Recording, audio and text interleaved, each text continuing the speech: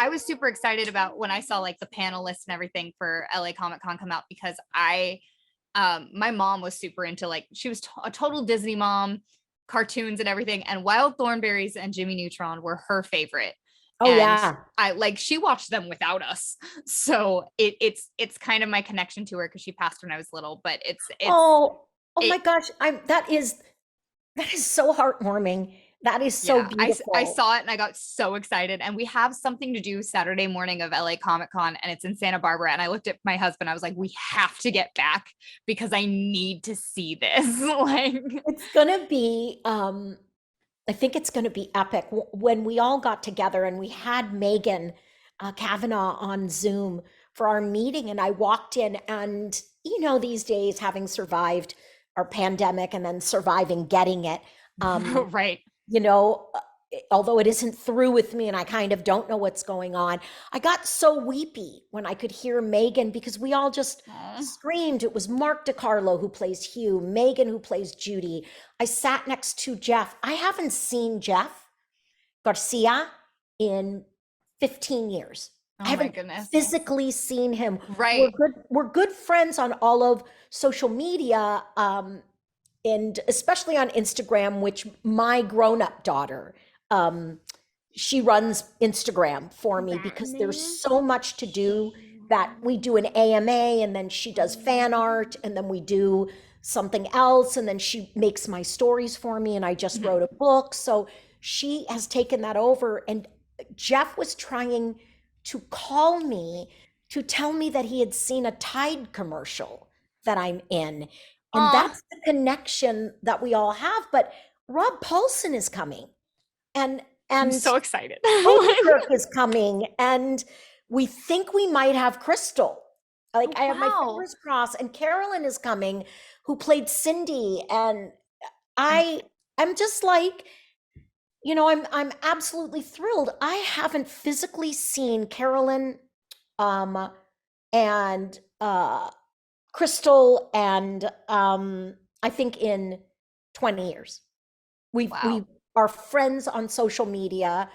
I've seen Rob, and I've worked with him, not during COVID, when we were in lockdown, but prior to that. Mhm. And I see Mark and Yenny all the time, and his wife Yenny, because we're good friends. That's awesome. But Fred Tatasciore, Yeah. and Fred and I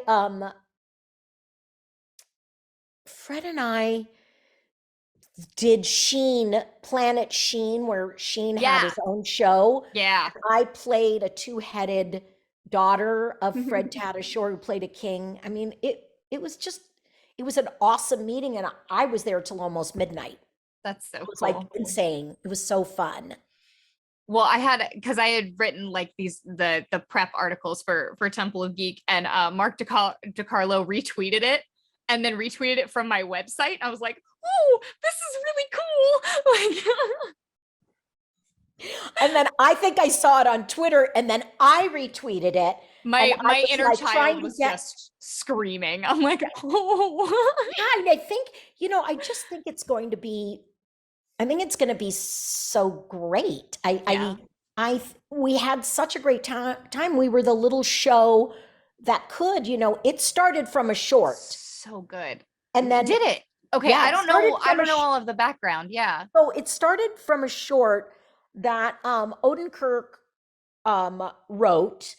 He had let somebody cast it, and I don't remember who it was, the short, and then Nickelodeon picked it up, Mhm. and it became Jimmy Neutron, and then they wrote the movie.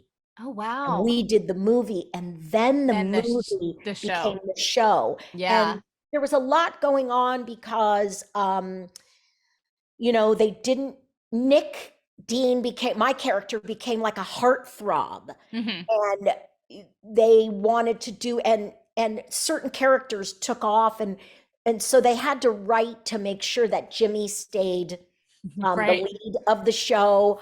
um but it was so well written. Paul Marshall was writing, Steve uh Odenkirk was writing. I mean, it was amazing, and then Right. we became this series that was really phenomenal. And then, like most things back in the day. I think the studio didn't know what they had and they were making tweaks and changes, and we just kind of called it a day. Yeah. And we're going to, I think Steve just walked away and said we're not going to play Right. anymore. So I think I love Krista Milan. I love LA Comic Con. Mhm. We are all so excited to be able to drive from our house and not Right. have to fly somewhere. Can you imagine the level of weird and excited and hyperactive that we are all going to be? I'm so excited. Well, as soon as the whoever your guys' organizer is that emailed me originally was like, oh, they're also doing an improv comedy show. I'm like, well, this sounds amazing. This Um, I was like talking to Jeff Garcia, and we were like, we've got to do like a Tex-Mex.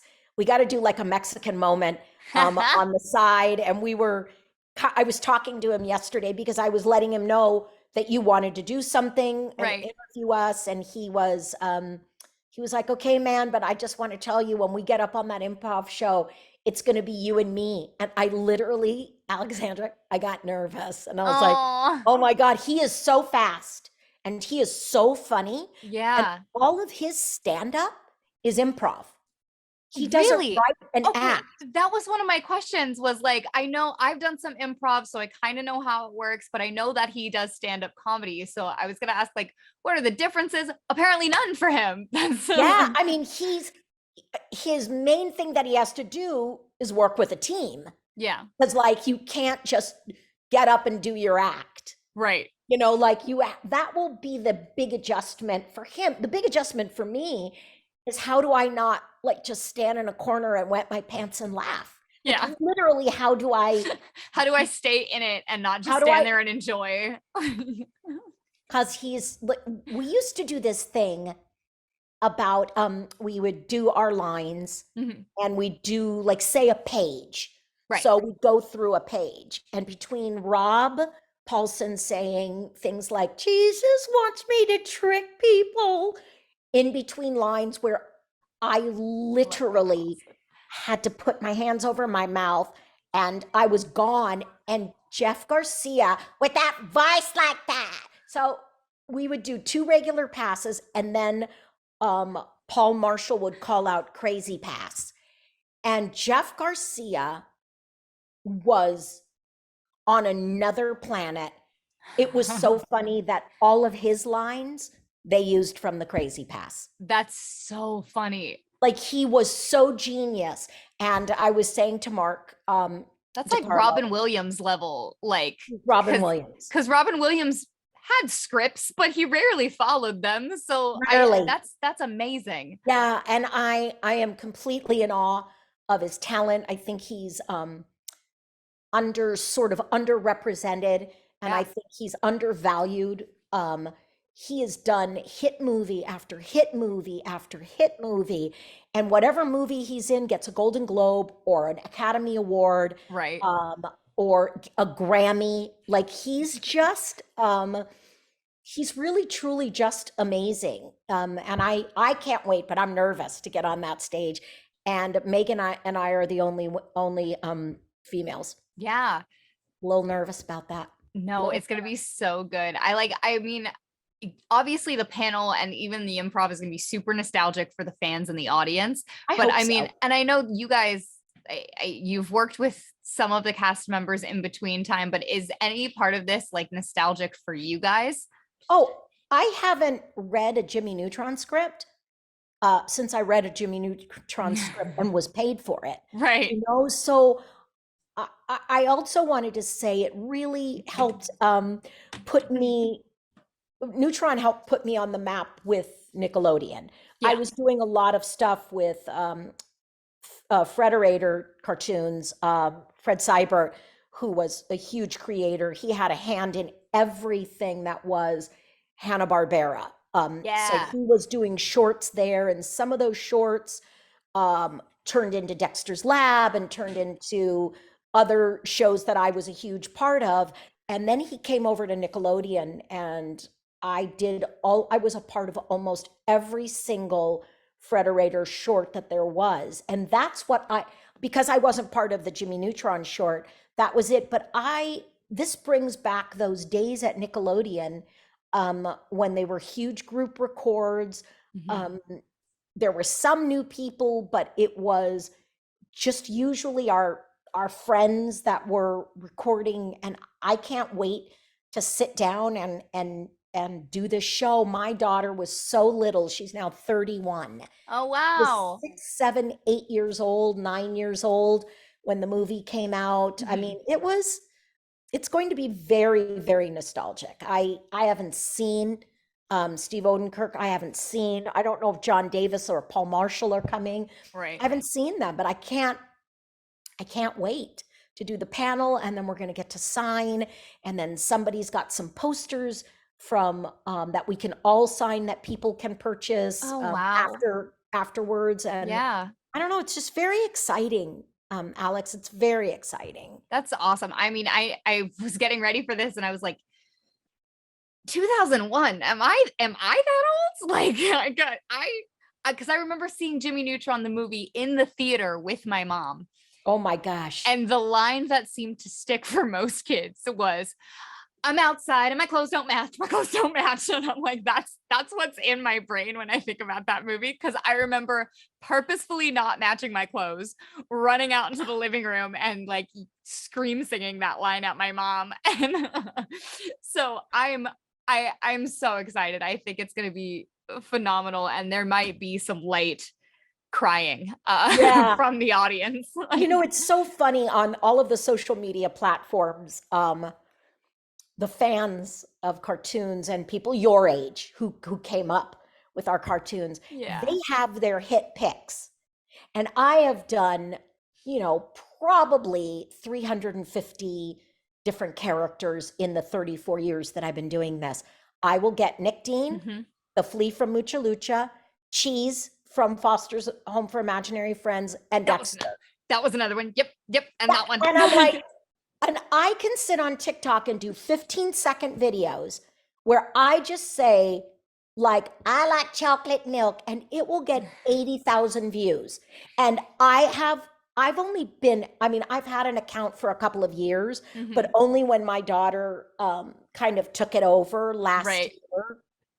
And even then we waited because I did Space Jam too, as the voice of Granny. So I needed to, Warner Brothers was like, pick up your social media. And I had been not wanting to go on TikTok because my brain hurt. I have a private Facebook. I have a fan Facebook. I have Instagram. I have Twitter. I had TikTok, and now everybody's leaving Twitter and they're like, get on something else. And I'm like, no. Tumblr. Yeah, everyone's Tumblr or surfing back to Mastodon. Tumblr. And I was like, no. I joined when it first all started to go south. I joined Counter Social, and I don't remember my password and I can't get on. And so I got on TikTok, I had 23,000. I had 23 followers. And then 8 months ago, we started to my daughter put up that, my name is Judy. My name is, and then she was a film student. So she made this movie. Oh, that's cool. And now it has 215,000 likes, and I have 300 some odd views and 300,000 views. I now have 26,000 followers. It's overwhelming, huh? All they want is those 5 voices I told you. Yeah. They're uninterested in Goat from Pig, Goat, Banana, Cricket. Sometimes they like Chalk Zone stuff. Sometimes they like My Life as a Teenage Robot. Those are my favorite too. They live in the depths of my brain. I'm like, this and that's was what I will get cartoonage. Yes, and Alex, that's what I'll get a lot. Childhood core memory unlocked. Gabby, my daughter is Gabby. She was like, look at how many people are like childhood core memory unlocked. And I will get that, sometimes Wild Thornberries, as told by Ginger. I never get any of the Disney shows. I did, because I did a ton of those at the same time, but it's mostly, and the Flea from Mucha Lucha, that is huge. I think you just did too many things. We don't know how to categorize them all. And also because are relatively like you do such a good job at making each character a distinct like thing. Like your voices are so different that Right. it's very hard. It's the downfall of voice acting. I think it's very hard for fans to like match the face with the voice and Right. then realize that you've also done all of these other voices. It Like was, it doesn't process. Like and it's so funny because when we did which was a big TikTok theme. right. So we picked up, and that's when I really got on TikTok. When she was like, let me put together a movie and Mhm. we'll follow this theme that they've got. My name is Judy, my name is them. And it's by the Go-Go's or the Bangles or the Yeah. Cranberries, something like that. And comment after comment was core memory unlocked, and I had no idea. That is so We awesome. have matching appas. My best friend got me one for my birthday, and so I got him his for his That's birthday. so great. Cannon, I love it. He's so cute. That is so cute. I think that is, I mean, the anonymity, the first time they broke the fourth wall was The Simpsons, Yeah, when they were all on there, and then you got to see who it was, and the magic was broken. And now you have a lot of voice actors coming up and getting publicists and doing things to break the fourth wall and show people who are doing it. And I think it's better when people's minds are blown. yeah, When we did that little thing, and people were like, I had no idea you did all of these voices. And I was like, right. yeah, I'm old and I did a long Well, time. I when Rob Paulson was announced, I like lost my brain. And my husband goes, "What?" And I go, "Rob Paulson's gonna be at LA Comic Con." He goes, "I don't know who that is." I go, "Yes, you do." And he goes, "No, I don't." I go, "Yes, you do." And I pulled up the him singing the country song from Yeah. Animaniacs. And I just played it. He goes, "Oh," I'm like, "Yeah, you know." And then a Ninja Turtle, and then Carl Weezer, and then Yeah. like you name it. And it's so funny because there is not a person on that panel that doesn't have 8 million Incredible voices. credits. Yeah. Right. It's one of those where it's absolutely insane. Yeah. Absolutely insane. Do you find that that's like somewhat easier though? Like actors that do mostly live action stuff, they get bombarded on the streets and like their privacy gets interrupted, I feel like a lot more um than with voice acting because there's not always a people don't always take the time to match a face to the voice. So Yeah. do you think that that's Oh, calmed your life a bit? I think it was incredibly important. I became a single parent when my daughter was 5 years old. Yeah. And one of the things that I never wanted her involved with was any sort of a weird thing with show business. And Right. sometimes cartoon fans can be, overly aggressive, or they are childlike or Hmm. childish, or children, and they don't understand boundaries. So she has a different last name than I did, and that was great. But we could go out to eat. And at the time we lived out in Calabasas, where a lot of very famous people now live. And it was Right. just starting to be a lot of famous people out there. And they were getting asked for autographs, and I would just eat my dinner. And Gabby, my daughter Gabby, would be like, they have no idea who you are. And I was like, Mhm. and I like it that way. Finish your dinner and That's let's good. pay, because this guy, and I think one of them was Cedric the Entertainer, Oh he wow. had 2 bites of his meal. Everybody came over to him. He ended up having to leave. No. And I was like, oh, Yeah. oops, that'll never happen to me. But on the flip side, I wrote a memoir, Right. and it just was published in October. Oh, Um, awesome. Thank you. It is awesome. And how do you sell it when you are famous for being anonymous? Yeah. And when everybody is like, who is this woman? I have had to use the moniker. I like want to gag myself. I've had to say, beloved voice actress, not famous voice actress, because I'm not like the hardest working, because I'm not. I'm like, I'm beloved. All the characters that I do, nobody dislikes. I don't do True. mean, I don't do blue or foul mouth characters. I don't Right. do like mean characters in games, even my one game of Shantoto from Final Fantasy. I mean, Right. like all of that is still goofy and fun. And I was like, so I had to say beloved. And then I had to Just put felt in the weird. front of my, I had to put like IMDb in my website, like so Aw. that people would look me up because I'm completely anonymous. Yeah. Like it's the oddest thing, but I did do KTLA, um, and they asked me to do some voices, and it was so funny because I was being interviewed via Skype by Sam Rubin, and I could see them cut to the four anchors, and they were all like this, like their mouths It's so open, and funny. somebody else was doing this, like, and I'm just so I could see on Skype how the cameras were cutting away. It was very, very cool. Skype That's was so funny. absolutely phenomenal. And Yeah. it was so weird that they were like, we had no idea.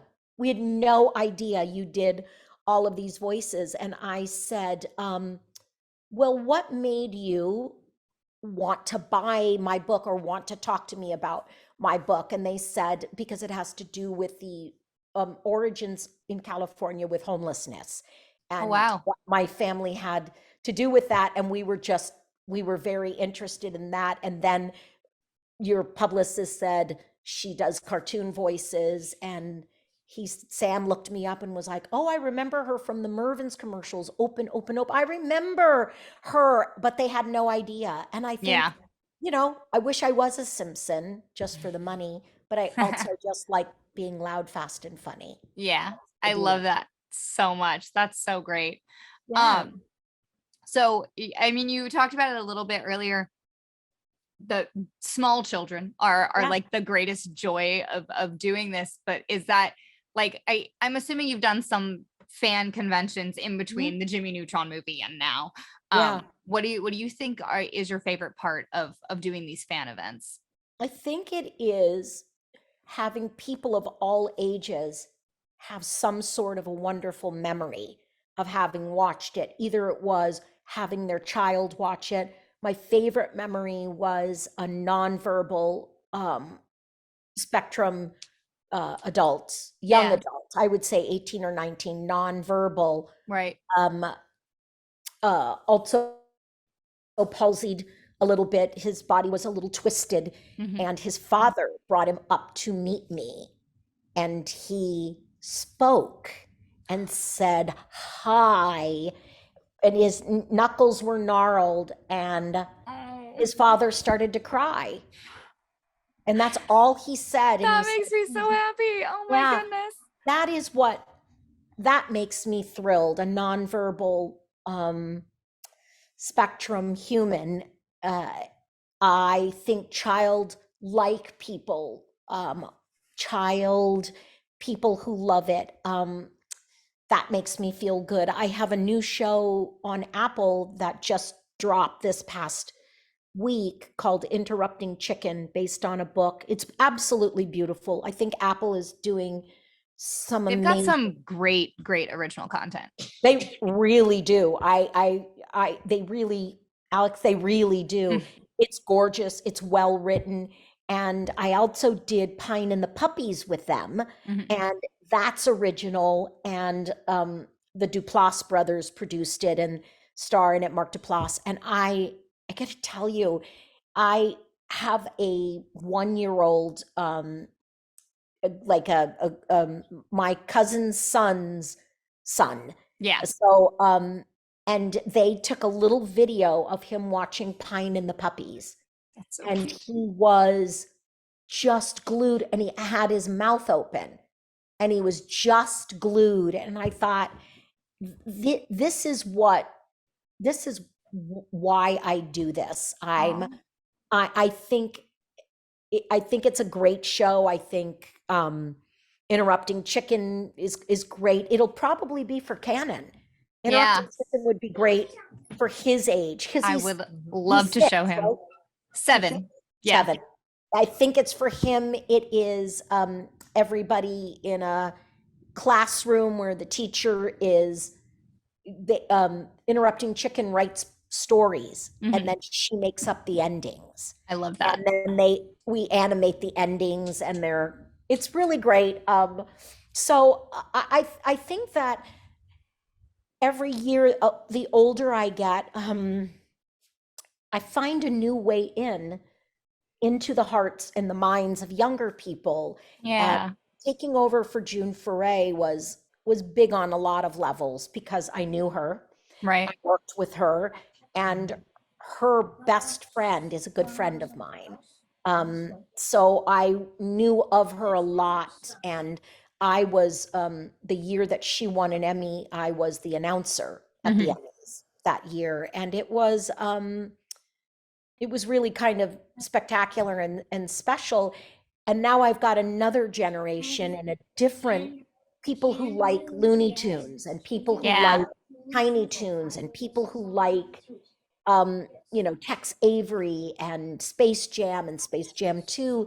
And that's a whole different age group and a whole different set of people. And it's been quite a wonderful ride, really, That's so truly. awesome. Yeah, you've provided so many people with so much comfort, and like their child, you are so many people's entire childhood. And it's just, I'm so excited for this panel, and the improv show after is going to be spectacular. I hope so. Genuinely I'm can't very wait. excited. I'm I'm looking forward to seeing fans. I don't do a lot of panels. I don't, because I don't like to travel. Right. So I don't do a lot of them. And then this past year I was writing, editing, getting published, Yeah, and yeah. then needing to stay in LA. But I'm looking forward to maybe doing other Jimmy Neutron panels, have traveling with this group of people That's and awesome. trying to get out. But this will be my first panel in 1 year. It will be my Wow. first Comic-Con in a year, and I'm thrilled that it's LA Comic-Con. I do love everybody that works for Chris, with Chris. Yeah. I think you guys all run a great show there. I feel confident and comfortable, and I'm looking forward to like squeezing fans and taking pictures and Yeah. doing all that kind of stuff. So Awesome. and my daughter is going to be there because Oh, that's exciting. she is dating someone who, when he found out I was in Jimmy Neutron, almost started to weep. He That's went like awesome. this, and he said, that was my entire childhood. Uh-huh. So he's coming to the That's panel, and awesome. he was so excited. So I was like, yes, Charlie, you can come. And he said, can I meet everyone? And I was like, you can meet everyone, and if you're a good boy, you can come backstage with me. And Oh, then that's exciting. everybody. So he was very excited, and Oh, I'm just wow. thrilled that you guys are thrilled, that you guys are excited for us. That's huge. So excited. I can't wait. I am so looking forward to seeing you guys in person. And I honestly, I cannot promote this specific panel enough. I hope can't so. wait. It's going to be amazing. I think so, and I think this in the show, I think that what I was saying to Mark is we can just tell everybody, eat up, finish your day, eat up, and then the party continues at the Continental Club, Yeah. where we're just going to bring down the house. And I can't wait to hear Rob Paulson sing and do Yes. silly stuff, because they're going to have him sing that song. That's exactly, after I showed Patrick the video, I was like, what's the likelihood he does this? Because I want to see it, because it's just so, first of all, it's just impressive. Like he does it, he only takes like 3 breaths the whole song. It's amazing. It's so impressive.